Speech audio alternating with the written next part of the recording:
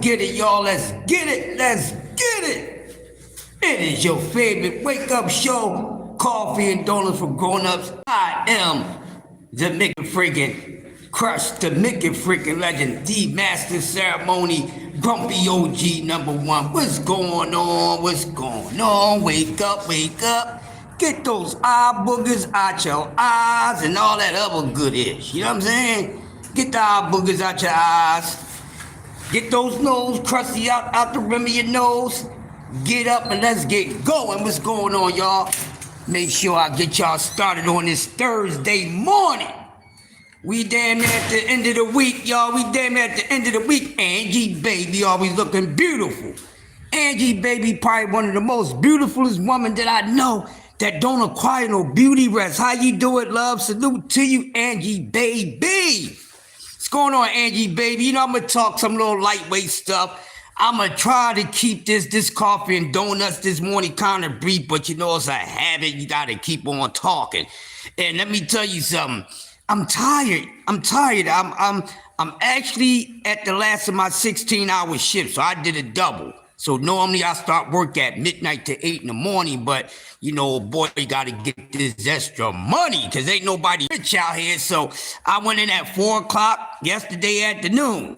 So I'm doing 2 shifts and I'm almost done. I'm disturbed. I'm a disturbed person. Can't sleep. What do you mean you can't sleep? You got a problem with sleeping, baby? Make sure you got your gun next to you. All right? What you mean you can't sleep? Who keep disturbing your damn sleep? I might need to come to your city and let them know, leave Angie baby alone. Keep the noise down at a maximum minimum and let the beautiful lady get some damn sleep. They gotta let you get your rest, Angie baby. They gotta do that. Yeah. That's right. Get that money. You damn right, get that money. See, I ain't one of those people here be fronting like I got it like that. I mean, I ain't fucked up, but damn, I ain't rich. You know, I gotta make my money. This is how I make my money, you know, going to work. You know what I mean? You know, I don't make money on YouTube. You know what I mean? I don't make money for doing my content. All right. So this is the only way I can get my money. You got some people, they got a job, 2 jobs. They got to hustle, you know what I'm saying? And some of them, they make money on YouTube. All this hot work that I be putting out, I don't get no damn money for this. I'm going to tell y'all, I'm not looking for 1,000 subscribers again. This is my 5th motherfucking channel. I'm not doing it because every time I get close to 1,000 subscribers, you got a hater out there. See, man, in the building, you got a hater out there hating on you. You know what I mean? So I don't need that. So I'm going to keep my ass in the goddamn trenches, you know, and I just do it for fun, but, you know, motherfucker feel like, hey, I want to donate something to him one day. What's your cash app, homie? You know, I don't even ask for that shit. Now, I mean, you do it, you don't, you don't. No, I'm from Philly. I'm from Philly, baby. I'm from Philly. Yeah, I'm from Philly. Got family in New York, though. New York is like a second home to me, you know what I mean? I love New York. I hate the traffic, but I love New York. But listen, I want to talk about some boxing this morning with no capping allowed. Because, you know, all week long we listen to boxing, we listen to different type of things. But, man, today, no capping. I got to go a whole day without hearing any type of capping. So let me get your day started without a cap being on top of it. Now, what I do want to talk about when it comes to boxing right now, I really don't want to talk about the same old ish. But I want to talk about something that I'm paying attention to because a lot of people's not paying attention to it. And you know, we always got a new chapter to work on in the sport of boxing. So while everybody is still trying to, you know, wish on a star that certain fights is going to happen between certain opponents, they're not going to happen. We already know that people is going to continue to cap and, you know, they're going to D-ride their favorite fighter all the way to the end, so that's on up. But my thing is this. What's next for 135? That's what I'm trying to figure out. I spoke on it the other day, but I don't think I spoke deep enough for you guys to really get what I'm saying, because it seemed like that you're focusing on the wrong things. And when we talk about all these fighters when we bring up these fighter names, and we got this habit with, fluffing up one fighter or building up one fighter and trying to, play down on another fighter when mostly every last one of these guys is in the same motherfucking goddamn ocean of water. Let's just be honest. Most of these guys are in the same ocean of water. This is what I'm talking about. So, 135, which is a weight class, I love the lightweight division because, I'm a lightweight. I'm a little guy, you know what I mean? So I like the weight class, weight class that I always like coming up. So, not really an accolade person. I don't give a fuck about none of that because I don't win none of these things. So, if these fighters get accolades and this, that, and other, cool. But is that something that I look for a fighter to do? No, I just look for a fighter to get in the ring, go in there, rumble, show the world that he ain't ducking no smoke and he taking on all challenges. What he get out of it, what he don't get out of it, I don't give a fuck about none of that. I don't care about their pockets. I don't care who's promoting them. I don't care how much they getting paid. I just care about seeing a good ass damn fight. And what I'm gonna say at the end of the day, that's a bad motherfucker right there. And it's just too much over-crediting going on in the sport of boxing when they talking boxing anyway. So, I'm gonna go with 135 because you know why? And I should be like this in every weight class, but I'm gonna use 135 for a perfect example. Now, the last time we had a undisputed champion at 135 pounds was who? Everybody's favorite, Devin Haney, right? So salute to Devin Haney. He was the last legitimate lightweight, undisputed champion, all right, at the lightweight division. Now, Devin Haney has moved on to other things. He then went from 35 up to 47, didn't stay at 40 long, all right? So we already know that dream is over. So the fights that we wanted to see at 135, we know we're not going to see them. Now, we only got a couple fights there, maybe a catch weight, but the rest of that shit, we're not going to see it. We even not going to see these guys come together at heavier weight classes that we still want to see these guys fight and who they should fight. So now that Devin is gone, the Lomachenko, all that shit is over at 135. Now it's time to focus on who's next. But people say, well, Tank Davis is still at 135. I don't give a fuck about Tank Davis still being at 135. Tank Davis is different from everybody else at 135. He's going to move in a whole different way. I'm talking about the fighters who really want to make a statement at 135 pounds. That's who I'm talking about. Because I want to see who's going to run 135 next. Who's going to be the next person to run the lightweight division? That's all I care about. All this in-between stuff, I don't care. I'm a boxing fan. I can really just watch the sport and not like none of these fighters.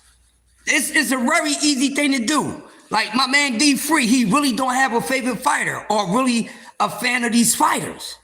You know what I mean? Because they're going to break your heart. They're going to break your heart. They're not going to do what you want them to do all the time. But I'm talking about 135. So now that we got to move on from 135 as far as the chapter, there's a whole new chapter at 135 pounds. So really, 135, what makes the lightweight division interesting is the next class up. All right, and this is the Abdullah Mason. You got Moulton down there. You got the young phenom, Scooter Davis. You got a whole nother line of fighters at the lightweight division. And hopefully that these promoters will let this next class of fighters really get in there with each other.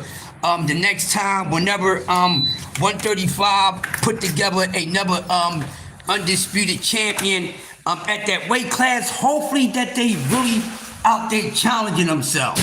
All right? They really challenging themselves. That's what I want to see. And also, especially, they got to be a new law with this undisputed shit. All right? Because this is for the accolade lovers out there. I think boxing need to do something about undisputed. Just like hey, you gotta defend that title to become a champion. Like I said, you know, Bud Crawford, hell of a fighter. Hell of a fighter. Yes, he is. Is he the best of this era? Is Bud Crawford really the best of this era?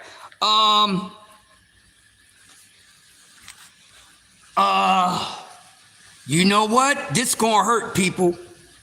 It's gonna hurt you. It ain't gonna hurt me because we talk about Terrence Crawford. There's something. Exactly. See, when you don't defend that undisputed, when you're not defending that undisputed title, there's no need for anybody to be trying to blow you up. You understand what I'm saying? Because they keep giving Terrence Crawford credit for being a title holder. If you ain't defending them shits, I don't give a fuck how many weight classes.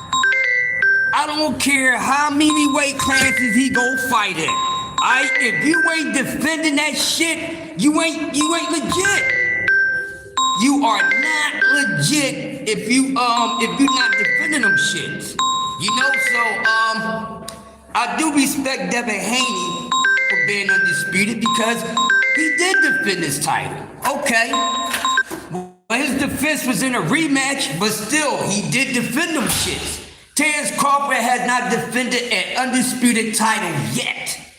But people's running around saying he this, he that, he this, he that. He's better than this fighter.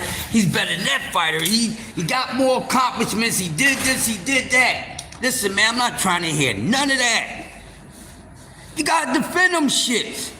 And like I said, listen, man, I'm not the one that's not gonna sweep things up under the rug when it comes to these fighters because Terrence Crawford is a great story.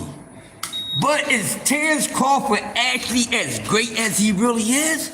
Because it's either two things now. It's either two things when it comes to Terrence Bud Crawford, and he got to get this damn criticism just like anybody else. Just because they accolades and accomplishments doesn't mean that certain things get swept up under the rug. No, you're not doing no real boxing talk. All right, so now they talk about him going to 160 and becoming undisputed in 4 different weight classes. He ain't defending this shit, so he's not truly undisputed, so I don't care. Oh, that's gonna make him better than everybody that ever laced up the gloves before him, along with him and afterwards? No, it doesn't. I don't know what type of highest level that you can't go no further that boxing fans is the standard that they setting, but I'm gonna tell you something, man. You ain't shit until you defend that shit. And that's just what it is. And then on top of that, and I'm being honest, will Terrence Crawford actually give us one fight against an opponent who is unbeaten, and who is definitely in the sport? Not halfway in the sport, not somewhat in the sport. We haven't got that from Terrence Crawford. We haven't. But we sitting around here acting like Terrence Crawford is doing excellent things. Yes, he's been very successful, but he never fought none of the best at their damn best. So how great can somebody be if they not really getting tested at full greatness? If it makes sense, right? How great can they really be? How great can you really be? Y'all out here keep on giving up credit and no, you got to defend them shits. And this is why I'm going back to what I said at the beginning of this conversation, that I can't wait to see what's going to happen next at 135 pounds, because at least we did have a legitimate undisputed champion at the lightweight division. You know why? Because that person defended that damn title. You're not an undisputed champion if you don't defend it. You just a title holder. So getting credit like you really defended your shit and you really fought everybody for it, no. Then another thing, Terrence Crawford, his pattern to becoming undisputed, he don't never go through an entire weight class. He's not picking these stones up one at a time. Somebody else go do all that work and he get it from them. Then people say, well, you got to give him extra credit. You got to give him extra credit because he went and took everything from one person. No, but no, you can't. You cannot give somebody credit for beating someone. They credit. You can't do that. How could he fight the best when PBC was keeping him outside? See, here you come with the size of the street, bruh. And there's nothing wrong with that. It ain't about no PBC. It ain't about none of that. I see what you're saying, but it's not even about none of that. So now it seems like it's like an excuse being made up for this dude. No, because look at the guys he fought to become undisputed. Wasn't Sean Porter a PBC? Wasn't Errol Spence a PBC guy to become undisputed? You forget that, Bobby? We forget Errol Spence was PBC, right? That's how Bud became undisputed, through a PBC fighter.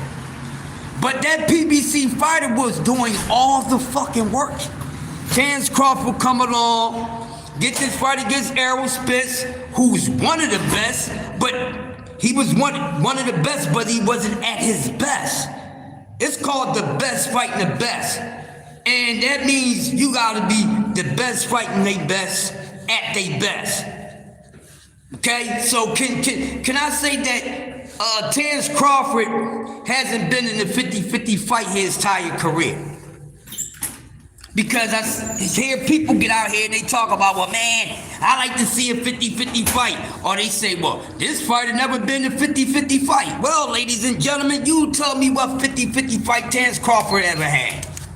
You tell me what title defense that was a 50-50 title defense. Now, it could be even two reasons. It could be two reasons why this man never been in a 50-50 fight. Either one, he just is levels to this and he's just levels above the guys that he's getting in the ring with. Because that can be true. He can be that damn good to where he's just in the class by himself. You know what I mean? That's one. Or two, y'all already know, it's a little fixie. Say, do you think that Keith Thurman or Danny Garcia a threat to him? Nah. No, Bob. See, that's another thing, too. Well, I know for one thing, Terence Crawford said he would never fight Keith Thurman. And him and Errol Spence shares the same sentiment, because when Keith Thurman was the guy, when Keith Thurman was that boy, Keith Thurman was on some bullshit. All right, Keith Thurman was acting like a complete ass. And he act like it wasn't nobody out there good enough for him to give a shot to. But then, when you look at the people that Keith Thurman gave a shot to, you be like, well, did this motherfucker make millions of dollars in these damn fights? Because I don't understand why he was turning down getting in the ring and testing himself against certain fighters or just habitually overpricing himself. You know what I mean? So, with Keith Thurman, thing with Keith Thurman, because Keith Thurman was a piece of fucking shit. I mean, Keith Thurman really was supposed to have been the guy at 147 pounds, before, Errol name got the ring and before Crawford even came up to 147, because when we talk about that, y'all gotta remember, there was some names that was not in the mix not too long ago. Let's just take a trip back real quick. Said Crawford has always been that good. And no Mayweather, but he's James Toney before the Roy Jones fight. I like that. And see, this is that's the question that I'm asking, and you just answered for me. Either Bud Crawford is really that damn good, or it's the shady business of boxing, and this is how things goes down. You know what I mean? So yeah. But like I said, Crawford a bad dude. It could just be simply that he's just actually really just levels above the guys of his era. Or there's some bullish going along with it also. You know what I mean? So you never know, man. You never know. But getting back to Devin Haney, which I can't wait. This month of October is almost over, and I mean the next big thing or interesting thing that's going on in the sport of boxing is that fight card November the 22nd. I'm gonna go grab my coffee. I'll be right back. It's November the 22nd, right? And I think that's probably going to be probably the best. The best of what's left for as fight cards overall. So that's gonna be real nice. So November the 22nd, we gonna see something. You know, so it's like Bud can just probably be one of those guys. I mean, you get one every generation you get one. So he could just possibly be one of them. But he might be the only one. But after his career is actually done, and when we start going back, pouring the layers back on his career, are we going to be all the way honest about these things? Because when I talk boxing, I like to be all the way honest. You know, if a guy beat a guy, yeah, he beat him. They say a win is a win. A win is not really a win. Y'all got to stop saying that shit. It's not about how you win. Yeah, it is somewhat. How about you, the way you win? Good morning. It is somewhat about the way how you win. What are you talking about? You can't be wanting top-notch respect, and you ain't been fighting no top-notch competitors. You can't do that. But that's the damn problem. But like I said, Terence Crawford is moving on. 135 lightweight division is a whole new chapter, a whole new book. So that little piece of book that they still got open, they might well close that, because 135 belongs to the next generation. That's just it. But who's going to be the one that run it? How you doing, bro?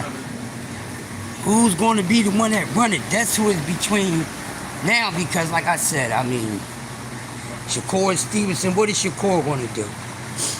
What is Shakur Stevenson going to do? What is he doing? Because it seems like he ain't making no noise right now. So he's waiting for an opponent, and ain't really nobody at 135 from the fight. So, you know, outside of Tank Davis, there's no other fight for me at Shakur at 135. There's no other fight for him. Seriously. So he's going to be staying down there in that weight class, wasting his damn career being somewhere where ain't nothing really there for him. You know, and I know a couple of those dudes just trying to stay there, because a couple of them trying to get that big money fight. But let's just be honest. We don't know who Tank Davis going to give a bag to at 35 next. Who he give a bag to, I don't care. Okay, who he give a bag to? Give me the fucking bag. I'll fight the motherfucker. Whatever he want to give up, shit. Fuck you talking about? I'll fight the motherfucker. Shit. It's going to give me more money than what I'm getting now. Shit, I ain't going to complain. Let's get it. But like I said, this is why a lot of today's fighters be dropping the ball, because those guys be too picky. They asking for more than what the fuck they generate, or more than what they work, which is not fair. How you gonna ask somebody to give you something that you don't generate, or you're not even working? I mean, so I don't know, but he got to do something, because he's still sitting there acting like.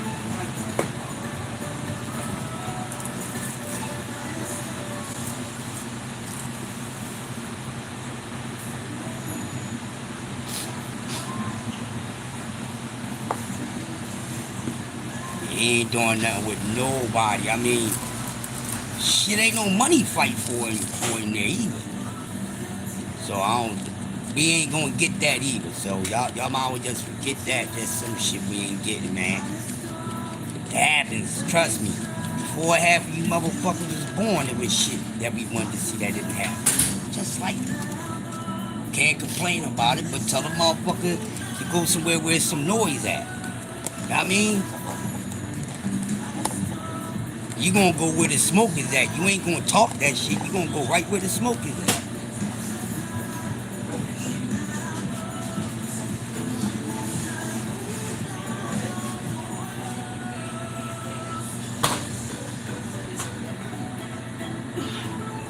These windows.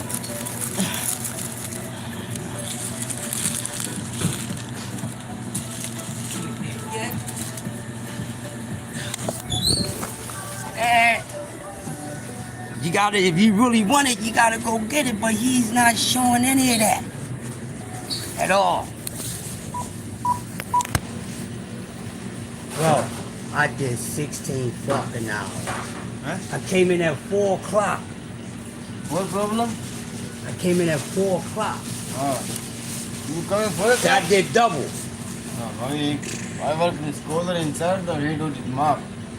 4 o'clock. So I did yesterday coffee. What?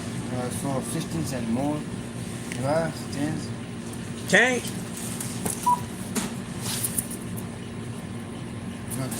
My man.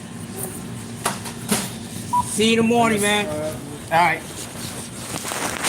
Yeah, I had to, get my motherfucking coffee. But like I was saying, y'all, we say, bro, you work for LI, apply for the FPS contract under LI. What's the FPS contract? Hey, thanks. I'ma hit that up too. I appreciate that, Bob. What's the FPS joint? Under LI's. Damn, I like to get that. Said nobody wants to fight Shakur? Oh, okay, so all right, cool. Now, quick question. Do you have to have like a you don't need a certification for that, do you? Federal Protective Services, all right. Because I'm pretty sure some of the people at my company don't even know about it, but I'm glad you gave me that drop, Bobby, because I'm going to do that. You hear me? Now, I've been with them for about 3 years now, but I got about 20 years experience altogether with security. 3 years with them. I did years in a few other companies. I actually started out with Spectre Guard, fresh in my last year of high school. My first security job, I was in the 11th grade. So, I've been doing it on and off and on and off. But yeah, I'ma check that out. Yeah, I'm definitely gonna check that out, bro. I appreciate that plug.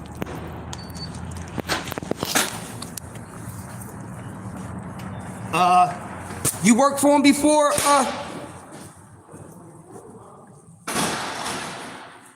Yeah, that's what I'm doing. But you know what, man? I'm gonna go through somebody else to get mine because they be on some bullshit. A lot of my coworkers was trying to go through them to get certified. Now I mean, you just better off just going and get certified somewhere and pay for that shit on your own, because now they telling you that you can't get certified through them. You know what I mean? So I'm going to just go ahead and get my certification elsewhere. But yeah, I figured that. Okay, cool. That's what's up, man. Yo, being an account manager, that's a hard duty. That is a very hard duty, man. That's equivalent to being a 42 Alpha in the military. You know what I mean? That human resources and all that. Because I was a 42 Alpha in the military, so I was part of quartermasters, all that damn paperwork and this, that, MIAs, KIAs, and all that. Yeah. I got a lot of that type of experience, but I'm really not an office person like that, but I got that experience. But I can't sit in the office like that. You know what I mean? I gotta move around and do something. I don't mind sitting in the office, but I won't sit for too long. You know what I mean? So I like to be moving around and floating. But that's dope. Used to be account manager. Yeah, that's pretty dope. I'm actually a shift supervisor over here at my site. So you was 31 Bravo and Echo in the Army. Okay, cool in the 42 Alpha. Shout out to the 31 Bravos and the 42 Alphas. Shout out to everybody that ever served the military, no matter if you ain't here this morning or not. You know what I mean? Yeah. So you never know what people did for the country, you know. But I was planning on doing that, but yeah, I'm gonna go ahead because actually I filled out the paperwork. I just gotta go and start the classes. So class is what, 40 hours. So I'll probably go to class. Do like 2 hours out of the week. What's going on, Brian? BC Corbett, the darkest brother darkness in the house. But yeah, let's get back to this great talk, this great conversation of boxing. And I appreciate my brother dropping that gem. Matter of fact, I'm gonna make sure I'm gonna put my man in blue. So Bob, make sure you subscribe to the channel, bro, and I'm gonna make you a part of my blue team, man. Gotta make you part of the blue team. Shout out to my man Bobby Hennett. Yes, sir. Matter of fact, I had a battle buddy when I was in the Army. I was in Fort Jackson, Jackson, South Carolina. Last name was Hennon. Yeah, that was my man. His name was Kendall Hennon. I don't know if you related to him, but yeah, my man Kendall Hennon. That was my man. But yeah, get back to this great boxing talk. Bobby the Brain, yeah, the wrestler, homie, Bobby the Brain Hennon, man. Yes, sir. BC Corbett was on it, goddamn. But yeah, get back to this boxing talk, man. Like I was saying, yeah, the lightweight division is over. You know, we got a couple leftovers there, and that's really just Tank and Shakur. Not much left for any of those guys to do, but more so than Tank. Than Shakur, depending on what Tank does with his career at the Jake Paul, which I do not have no idea what Tank wants to do with his career at the Jake Paul. It's not my prerogative. You got paid, you want to get up out the game. Who am I to hate on you? Shit, because if I was in his shoes, I'd be doing the same thing. Me get this money and I'ma skate, get up out the sport, all my faculties still working, all that. Hell yeah, it's about getting that dough and making sure that your health is on point too, because it's a very detrimental sport. But I think that lightweight division belongs to the next class, and we didn't get what we wanted at 35 with the four kings. We didn't get that, so get over it. I think that whole situation is over. I don't think that the four king thing is going to get any more halfway done than what the hell it did. So shout out to Ryan Garcia, who, in my honest opinion, did do two things. Ryan Garcia did two things that a lot of people's gonna sweep up under the rug because they try to make it seem like Ryan Garcia is the most racist boxer ever. Man, get the fuck out of here. Ryan Garcia is far from the most racist boxer. You see what I'm saying? But guess what Ryan Garcia did? Guess what Ryan Garcia did, y'all? He did something that your other fighters didn't do yet. Ryan Garcia had got two of the biggest names in the sport and in that region on his list, no matter the outcome. The two biggest names. I ain't gonna say two. The two biggest names. And we already know who the two biggest names at 135 was with all that shit making noise. Devin Haney and Tank Davis. Guess what? Ryan Garcia can say he got Devin Tank. What can the rest of them motherfuckers say? The rest of them might got somebody else, but they ain't got motherfucking goddamn Dev. They ain't got Tank. You know what I mean? So, yeah, that's pretty much over. Damn, you be 44, man. Shit, I was 44 a decade plus ago.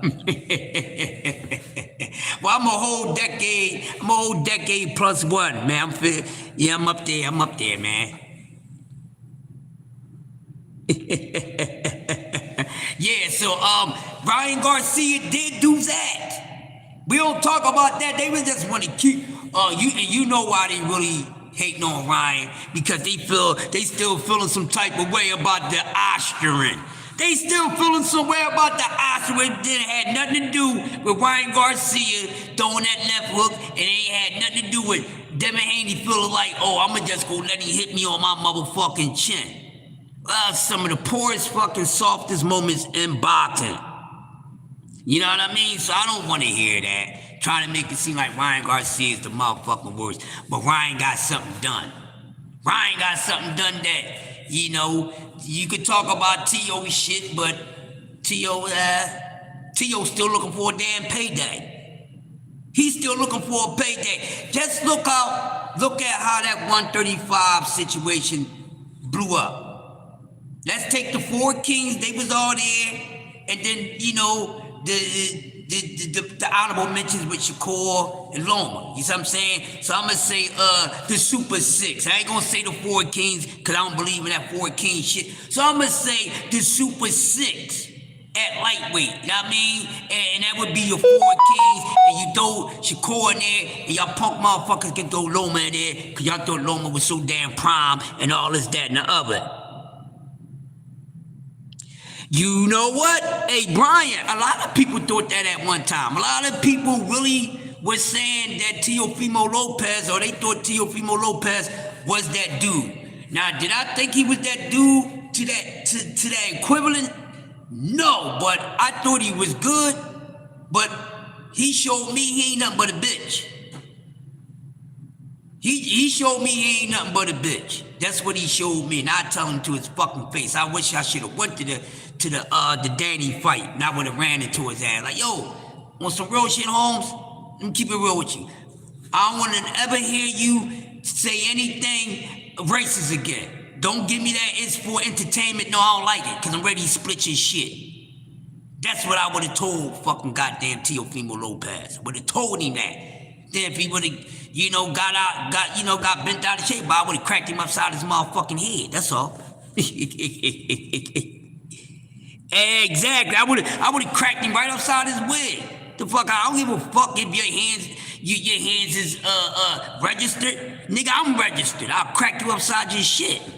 Just because you can box, just because you're a professional fighter, just because they're professional fighters doesn't mean they can't lose a street fight. Just because they're professional fighters don't mean that they can't lose a street fight. I tell you, I'm gonna say this all the time. They'll whoop my ass in that ring. I'll fucking all of them up on the street. And I mean that. I don't give a fuck what they was training for. Street fighting and boxing is two different things. And I'm way more crafty. My street fighting IQ is way better than theirs. Cause see, them motherfuckers didn't grow up street fighting. They grew up boxing, nigga. I don't even like to use the word nigga, but you know what I mean. There's a difference. See, they didn't grow up street fighting. They ain't grow up doing this from the street and all that. They was in the goddamn gym. I came up fighting in the damn street. When you gotta self-train yourself and be prepared for all type of shit. You understand? So when they'll whoop my ass with those gloves on. Any of them motherfuckers on the street, to the weight class that's within, they getting their ass beat. Okay? I'm telling you. Exactly, I'm telling you, fucking them up. I will whoop their ass, 90-second assassin. They'll be like, I'll never want to get in the street fight again. Keep thinking they invincible. I didn't see professional fighters take a loss on the street. I won't get out there and say what names, but I have seen quality level professional fighters take a loss on the damn street. The fuck out of here. Fuck y'all talk about. Fighting in Newark, you grew up, oh shit, man. Yeah, I'm from Philly, bro. I'm from Philly, so, you Brick City, man. Oh yeah, Brick City, Newark, New Jersey. Man, I remember I used to go roller skating in Newark, New Jersey. You see what I'm saying? I like Brick City, man. You know, one of my favorite all time as far as MCs is from my man Reggie Noble. But yeah, you know, I'm in Newark off the easy too. I used to come over to Newark and see little chicks and all that. Yeah, man. Yeah. Hell yeah. Okay, yeah. Shout out to Bricktown, man. Brick City, Illtown, man. They definitely about their shit over there.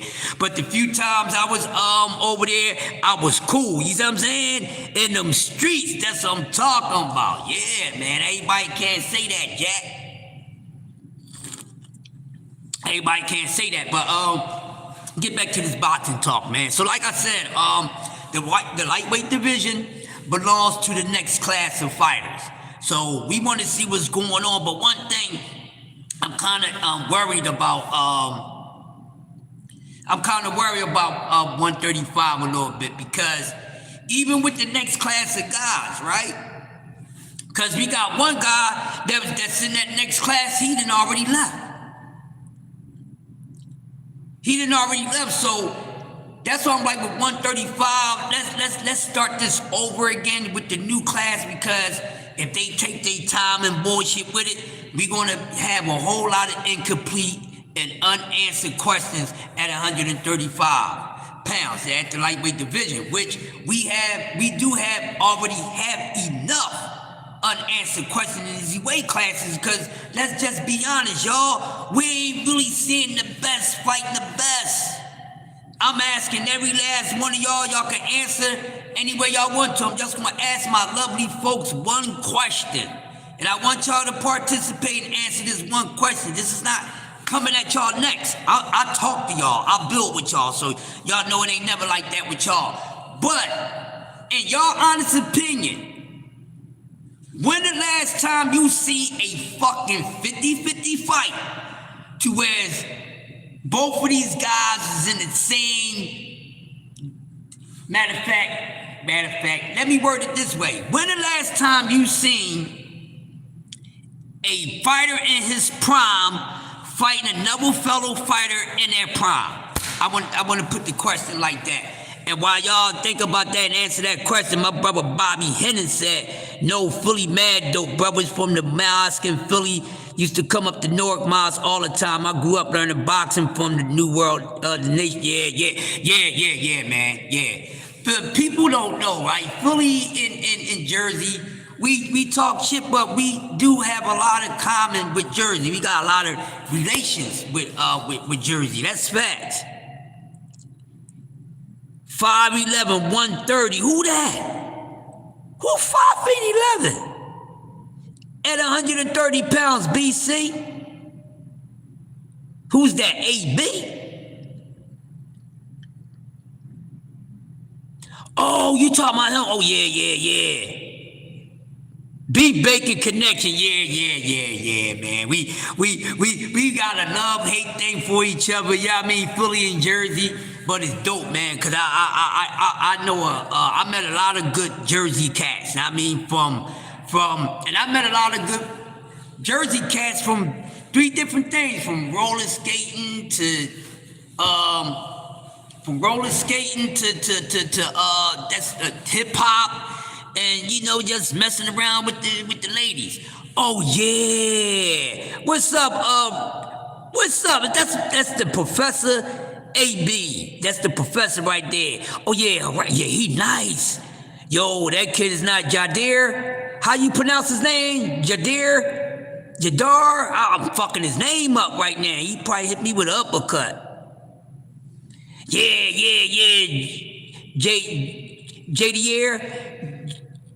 Jadier Herrera. Yeah, he nice. Yeah, he is. Yo, that's a nice size lightweight, man. Yup, exactly. Yeah, man. I met a lot of Jersey people for the roller skating shit. We'll come to Brick City and we'll skate over there. Then, of course, Brick City, another people in Jersey went to other parts. Now, I mean, they'll go over to Camden. Now, I mean, when the Camden skating rings is open, like, so yeah, I got a lot of connections and stuff with Jersey cats. And basically, it's more on hip hop and roller skating. That's how I got to know a lot of Jersey people, from males to females, and I know a few Jersey people just on sports and in boxing and stuff like that, and basketball. But yeah, Branch Brook Park roller skating, hell yeah, man, hell yeah. Y'all ain't standing, man? I'm tired as a motherfucker. Yeah, but it wasn't bad, though. It wasn't bad. Hell yeah, but, yeah. Getting back to this boxing talk, but yeah, so, with the lightweight division right now, we got to see what's next. So we got, like I said, we got Abdullah Mason, who probably won't even be at 35 too long.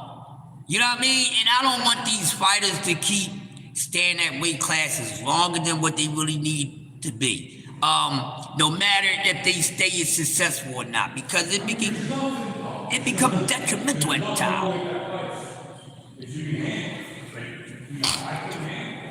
You know? So yeah, that's what it is. So we don't know how long he's going to be there. Like, really think about it. Let's just do this, because we already know what fights Hassan Sultan delivered. We know that. But we got some things that's not. We got some things in some weight classes that's just not getting done. And like I said, look at 135. 135 right now has the same thing in common with the welterweight division. Lightweight division has the same thing in common as the welterweight division. After certain fighters, or most of these fighters left out of weight class, is dry. You see what I'm saying? So that's why I said we had to restart with the lightweight division, because all the main cats that got the fuck up on out there. Tank is the only one that's still there from everybody that was in that conversation. And Shakur just came about. So, you can still add him on, because Shakur was always keeping himself behind everybody else. But you gotta add him in there, because even when he was in the upper weight classes, his name was always connected with theirs. So, yeah, it's sad.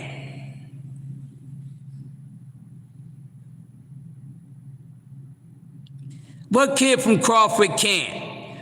You talking about Keyshawn Davis? Man, he'll whoop Keyshawn Davis' ass. Because I'm going to tell you, if you talk about Keyshawn Davis, I think Keyshawn Davis is a fighter who's been fast-tracked, been moved too fast.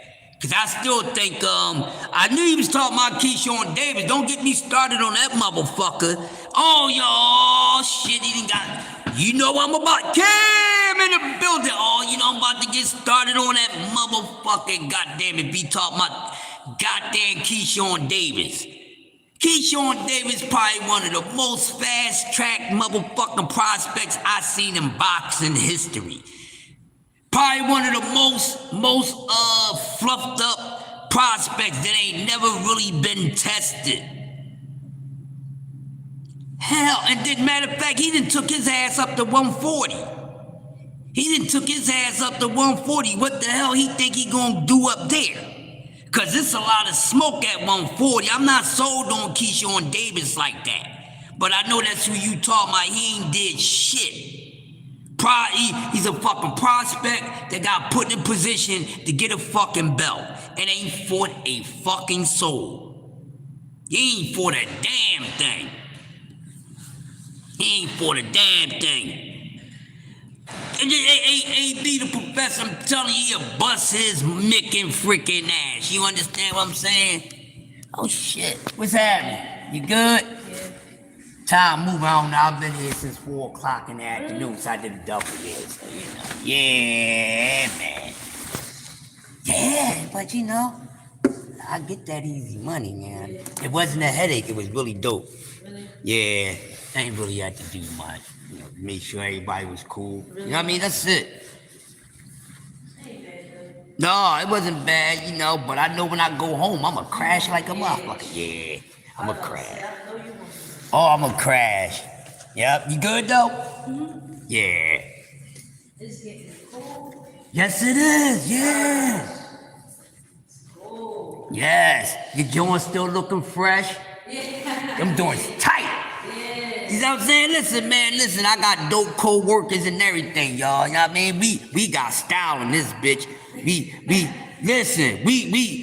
We wear our uniform, but we compliment the uniforms because we people that know how to dress. So when you know how to dress, no matter what type of uniform you put in, you gonna look good. You gonna make that uniform look good, and you gonna make the shit look fashionable. So shout out to me and my couple fly ass motherfucking coworkers I got at my motherfucking site. I mean, I got a couple fly motherfuckers at my site, y'all. I don't know about the other shit. They want to do a dressing contest, site for site. Throw up some motherfuckers, pick with your clothes on. I'm shutting these motherfuckers. We gonna shut them down, dog. You know what I mean? Listen, when you flying don't have to have wings. You understand what I'm saying? When you're so fly that you don't have to have wings. That's what I'm talking about. He said once he's mature, you'll see that he's another Crawford. Who, Keyshawn? Well, I don't want Keyshawn to be another Crawford because Crawford is a hell of a dude, but Crawford never fought none of the best at their best. And I'm going to sip my coffee and mind my business on that one. He hasn't. And I like Crawford. I like him a whole lot, but I'm going to keep it real. So, hopefully he won't be like that. But I know one thing, the difference between him and Crawford. Now, Crawford ain't no punk bitch. But Keyshawn Davis, he a punk, y'all. Because when he was up there trying to, do that shit with Abdullah Mason, and Abdullah Mason looking at this dude like, you trying to talk all fast, talk all fly, and trying to get me to stutter my words. And Abdullah Mason simply told him, man, listen, I don't do all that talking. I fight with my goddamn hands. Know what I mean? And y'all was sitting there on Keyshawn Davis niggity nuts. Oh, look at Keyshawn Davis, man. Look, he made Abdullah choke on his words. You talking about the skill set? Now, I'm gonna say this, Bob. He got all right skills. He got all right skill set, but we don't know how good that skill set is until he really get that skill set tested still. I don't think he was that good to where soon when he come in the sport, his name is mentioned with Tank and them and Deb and them. No, I don't think his skill set was that good. Be honest with you, I ain't think his skill set was that good that from the rip. Oh man, look at this guy, Keyshawn Davis. Oh, he's one of the boxing wonders of the world. Look at him. Oh, look, I'll put him in there with anybody right now. I don't think he that damn good. I don't think he that good because I'll be honest with you. If he got in there with any of those dudes, he'd lose every last one of them. If he got in there with Shakur, who he's scared to fight with, his punk bitch, ain't no friend zones in boxing. The hell out of here. He would get his ass whipped. Tank Davis would knock him the fuck out. Tank Davis would knock Keyshawn Davis DF out. Devin Haney a fucking boxing damn clinic around his motherfucking head and had that motherfucker going around in circles like a cat and a dog chasing their tail. No. See, that's why they ain't even put him in there with nobody yet. That's why he ain't get thrown in there with nobody yet. Shit. Kamel Moulton, you know what? Moulton, I like him, but he gotta stay consistent and he gotta stay disciplined too. I mean, but I like him now. How well he's gonna fare out, I don't know. But man, I would love to see Kamel Moulton and Scooter Davis get it in. Yeah, I like to see that. I like to see Kamel Moulton and Scooter Davis get it in, which is it's just too big of a gift to ask because this is something that I always talk about in the sport of boxing that I think is not cool, right? This is what they do, and I'm going to read what you just said, Bobby. What I don't like, boxing don't like putting the top prospects in the ring with one another. I don't like that. I don't like that at all. He said, I watched Keyshawn grow in his skill set. He's sitting down on his punches more in the last two fights. He's not ready for the A group fighters, but he'll be ready for the time he touch 147. You know what? I can get jiggy with that. I like that. And that's how top rank get down anyway, so. What's wrong? Hello, sir. How you doing? Hi. We're here with Rosette Scaffold Company. Okay. Yeah, these doors open up at 7 o'clock a little before. Yeah. So y'all doing work over here or over at the HLB building? Supposed to be working here. Okay. We did a build here. I assume that's what we're here for, but we're definitely supposed to be at this building for a scaffold job. We're just waiting on our foreman right now. All right, cool, no problem. Y'all come in, y'all know y'all going at and everything. Y'all know before you going to, y'all going up to the roof. I'm not sure yet. Okay. I'm not quite sure yet. All right, cool. Whenever he gets here, I'll know more. Yeah, any questions that you need to ask me, I'll be right here. Okay. All right, no problem. Yeah, guys. Mike Rim, you just gave blood, man. Salute to you, Mike Rim. I ain't giving none of my plasma up, goddamn. I need my plasma in my body, Mike Rim. No, but yo, shout out to my man Mike Rim. Mike Rim supports everybody. We be talking boxing. We talking some boxing, you know? We talking some boxing. Yeah, but like I was saying, I like him, but I don't think he's all like that. You know what I mean? But I do like what Bobby Heenan said. He said probably by the time he get to 47. Yeah, but I want to see what he gonna do at 40, because he at 140. So it depends on what they start feeding him at 140, because that 140 weight class is dangerous. I think 140 is a trap. You hear me? Y'all hear what I'm saying? I think 140 is a trap, and I mean it in a good damn way, because I love that weight class. 140 and 154 is the weight classes right now that got me vexed and hyped up. You talk about it. You mentioned 140, my eyes is there. You mentioned 154, my eyes and my ears is there, because they're two of the most competitive weight classes right now. Out of the weight classes, the few weight classes that's competitive in the sport of boxing, because when we really talk about the sport, a lot of these weight classes is not really evenly competitive like that, in all honesty, you know? In all honesty.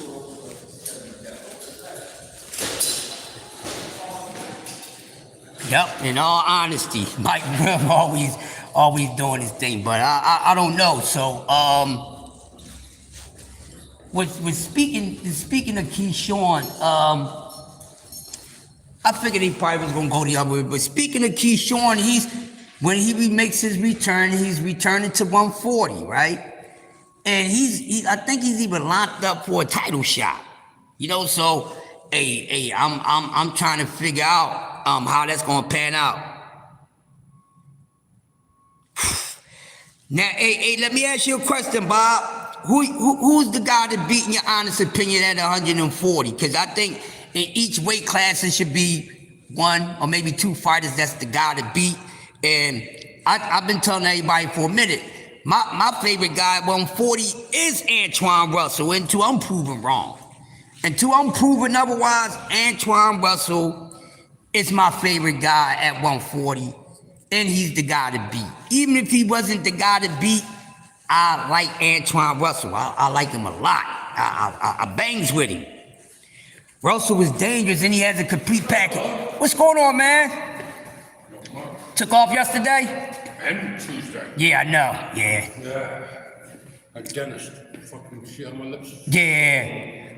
I did a 16, so I'm finishing my 16. So I came in at 4 yesterday. Oh, you did 16? Yeah. Holy shit. But it was sweet though, man. Yeah. It was fucking sweet. I ain't really had to do nothing and shit. Fucking relax. Yeah, I was gonna say, you find your times, you know? Yeah. Fuck this. Yeah. Make it lucky. I checked on, I only had 2 people here. Y'all need a break? Y'all wanna go to the bathroom? I do what everybody else don't do. They said, I'm cool. Jada went to the bathroom one time, that was it.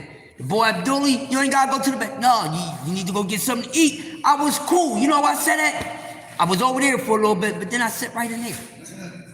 I was in there chilling out. Chilling out, man. Chilling out. I said, shit. I like when I can go to the building, I ain't got to do a fucking thing. You know what I mean? Nobody's calling you walkie-talkie and shit. Yo, you doing this? Yeah. Make it sweet. Yeah, hell yeah, man. I love that. So I ain't have a problem with it. What's going on, sweetheart? How you doing? He talking to you. Good morning. How you doing? And she all in the shit. Looking at some grub right now, right? Yep. Because I've never had olive bird in my life. You never, oh yeah, I had it before. You like olive bird? It's alright. Really? When they first came out, like when that restaurant first opened, it was the shit. Really? kind of fell off a little bit, but it depends on where you go at, because you got a couple joints. And it depends on who the cooks and stuff, the staff, you know? He said I will be going there, gym, to get some work next week. Oh, that's what's up. You going to the Russell's gym next week, bro? That's what's up, man. That's what's up. But yeah, like I was saying, yeah, Antoine Russell was the guy to beat at 140 pounds, in my opinion. And like I said, 140 is deep. I love that weight class. Very competitive weight class. So anybody that's willing to go into 140, no matter if they coming down or going up, you know, I'm gonna give them the props, because it's a lot of work there at 140. And as you can see, Marky Dan, my brother in the building. What's going on, Marky Dan? And as you can see that it's pretty loaded. Lamont Roach then decided to go up to 140 because, you know, the tank situation or whatever the case may be. But I really think Lamont Roach ass need to be at 140 pounds. So, you know, he fighting Pit Poodle Cruz. Y'all call him Pit Bull. I'll call him Pit Poodle.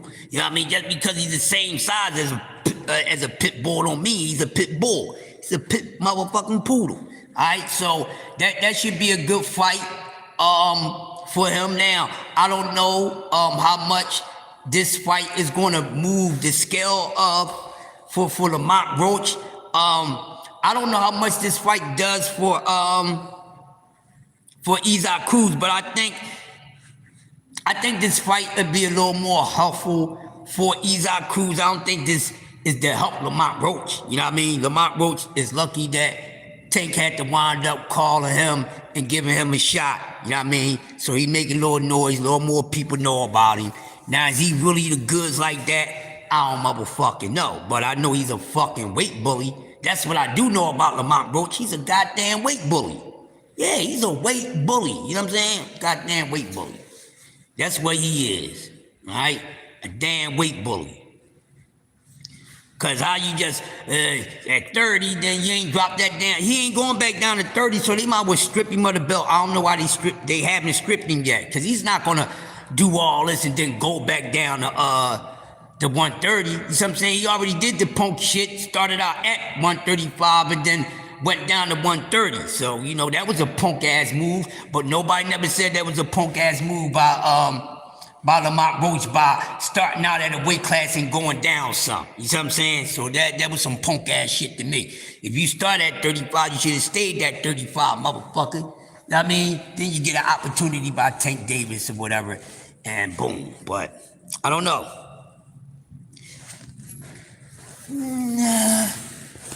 No. How you doing?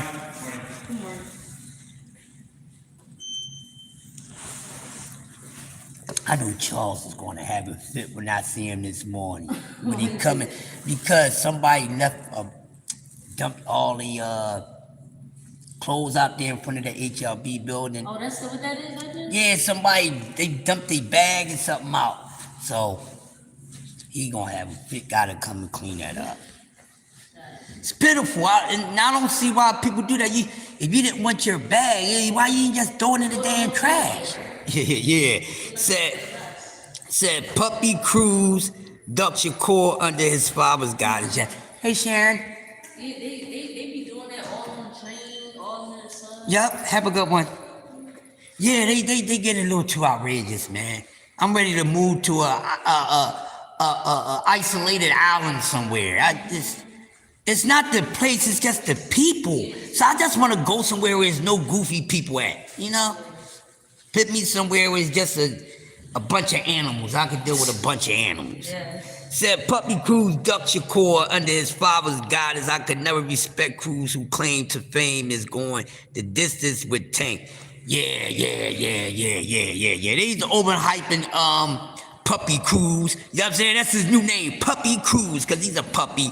He ain't no damn pit bull, man. Puppy Cruz. So, which, since him moving up to 140, his punching power has not been anything like it was at 135 pounds, which I think is very interesting that Lamont Roach is taking this fight.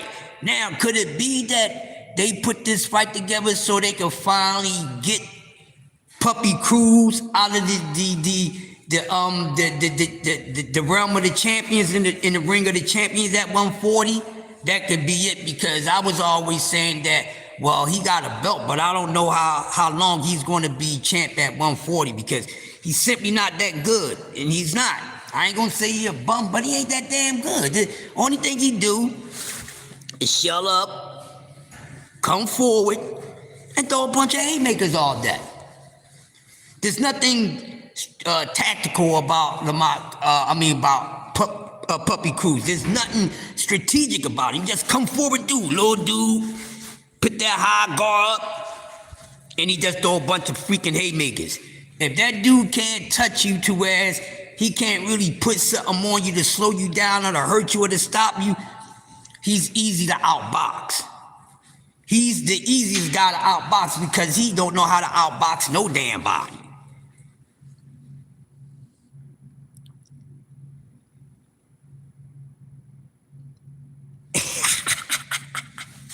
Hey, man, listen.